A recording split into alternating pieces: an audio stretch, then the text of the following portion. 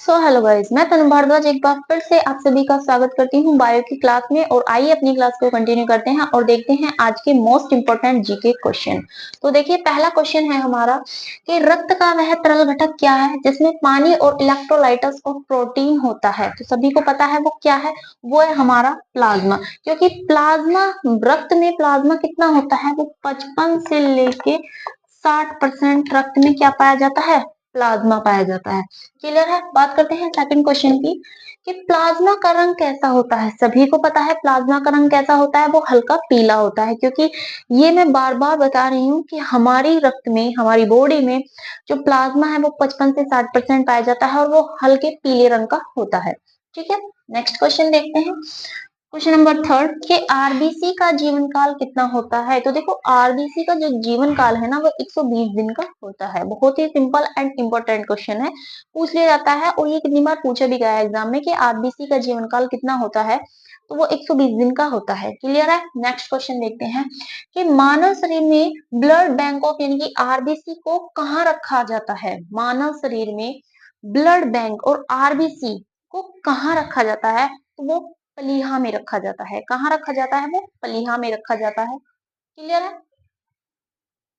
Next question देखते हैं कि पहाड़ों पर चढ़ने पर आरबीसी की संख्या पर क्या फर्क पड़ता है। देखो, जब हम पहाड़ों पे चढ़ते हैं, कुछ भी ऐसा काम करते हैं जिससे हमारे सांस फूले या हमें एकदम से ऐसी थकावट सी महसूस हो, हमारी जो हार्ट बीट है वो तेज चले, जब हम पहाड़ों पे चढ़ते हैं तो चढ़ाई हमें महसूस होती है और हम थक जाते हैं।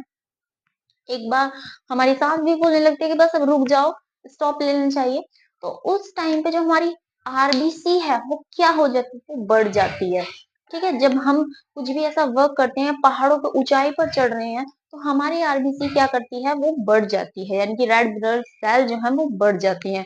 और अगर हम सोते हैं, यानी कि सोते समय आरबीसी की संख्या पर क्या फर्क पड़ता है। जब हम सो जाते हैं तो हमारी बॉडी कोई भी मूवमेंट नहीं करती, शांत हो जाती है, तो उस समय जो आरबीसी है यानी कि रेड ब्लड सेल है, कम हो जाती हैं। क्लियर है।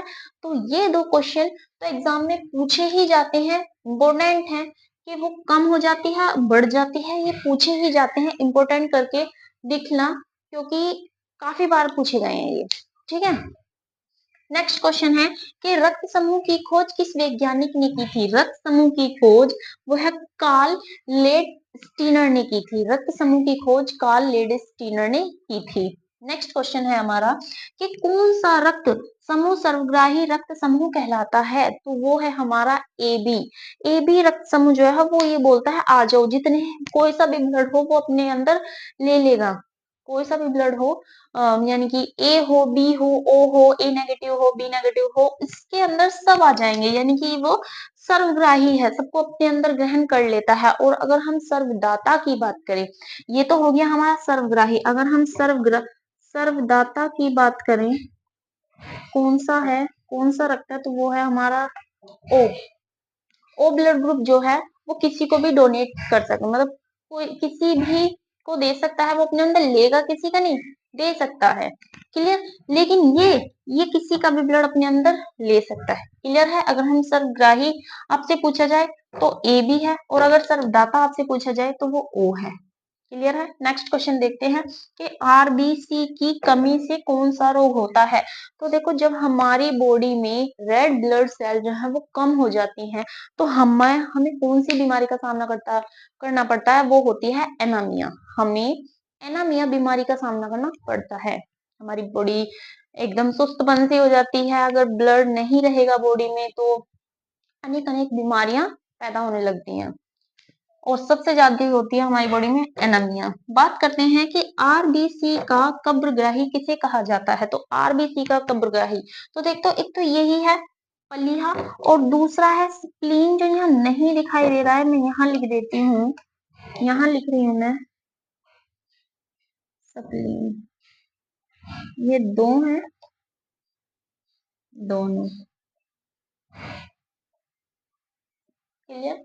ये थे आज के मोस्ट इंपोर्टेंट जीके क्वेश्चन। जैसे भी आप सभी को लगे हों, कमेंट में जरूर बताना। तब तक के लिए मेरी क्लास को like, comment, share and subscribe करना है। बने रहिए।